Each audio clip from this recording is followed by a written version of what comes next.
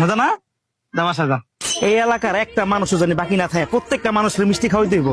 আর আমার বন্ধু বান্ধব তো আরো আগে খাওয়াই দেবো, যেহেতু আমার পোলো হয়েছে। ওই যে ফরাদ ভাই হারে খাওয়াইতেন না? হ্যাঁ রে বন্ধু, ভুলাইতে গেছিলাম। কি অবস্থা?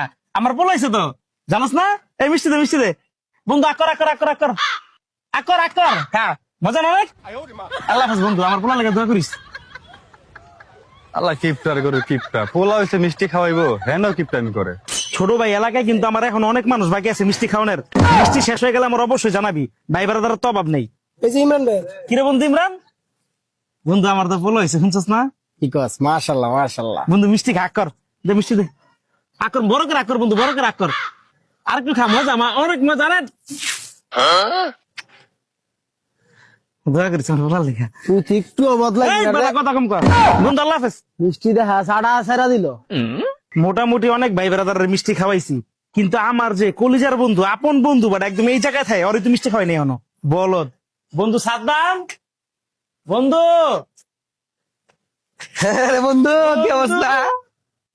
বন্ধু আমার তো বলা হয়েছে। আলহামদুলিল্লাহ। মিষ্টি খা, মিষ্টি খা। বিশাল বড় করে আগ কর বন্ধু, বিশাল বড় করে।